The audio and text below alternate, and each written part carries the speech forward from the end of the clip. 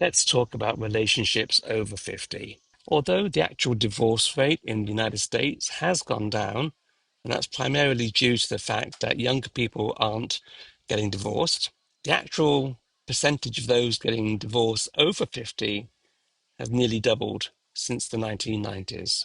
Approximately, depending on what report you look at, it's 1 out of 3 or 1 out of 4 couples over 50 end up in divorce. A lot of this is probably because, you spend 20 years bringing up your children. It's a hectic time of your life. You're managing careers with your family life, children's activities, and all that's going on. And it really does take you away from you and your partner because you're so focused on other things. And then we get the empty nest syndrome.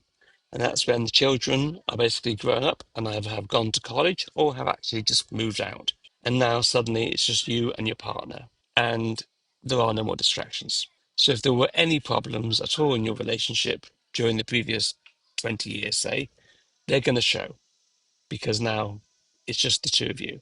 And it's not unusual during the years when you're bringing up your children that couples can find their own interests outside of the family. And people naturally evolve in life. We don't stand still. I'm not the same person that I was 30 years ago or 10 years ago. With that change, depending on how different you and your spouse have become, is you're actually growing apart. You've got different interests, outside activities, and you no longer really function perhaps as a couple anymore. Then we come to another important aspect of any relationship, and that's the intimacy, sex. When you have a family and you have a career, a lot going on in your life, it's so easy to ignore intimacy. And after a while, it becomes a habit to the point that perhaps intimacy is something you did when you were younger, and maybe you feel that it's not relevant anymore.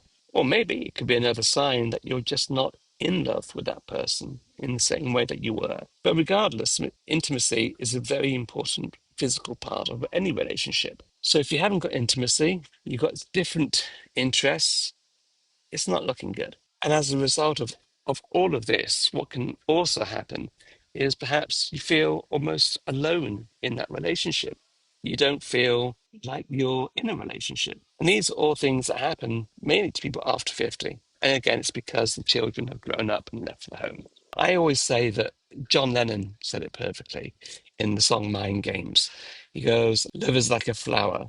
You got to let it grow. And the way I look at that analogy is a flower needs to be looked after, fed, watered in order for it to grow. A relationship is no different to that. In a relationship, you've got to work at it. And it shouldn't feel like work, but you need to work on it in order for it to carry on growing. Because as I mentioned, as individuals, we all carry on growing. We don't stop growing, we don't stop learning until the day we're 6 feet under. So when you have two people in a relationship, you want to try and grow together in many ways.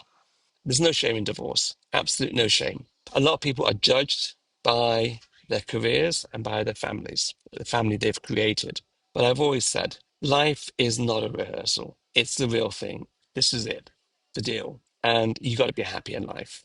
Both of you have to be happy in life. And if you're both not happy in life, then you both need to get out of that situation. I mean, it's simple as that. But before you get to that point, you want to make sure that that is actually the right decision. No decision should ever be made emotionally after an argument or any kind of scenario like that. It needs to be thought through, talked about, and discussed between the two of you. Maybe there's a way to work it out. Maybe there's expectations you had that your partner didn't know about, or vice versa. And by talking, you learn. And maybe you do find common ground. And maybe you do find more things of interest that you both share. Join me on Monday's video where I'll go over 5 things that can help possibly, well, definitely help your relationship and maybe even save it. So until then, cheers.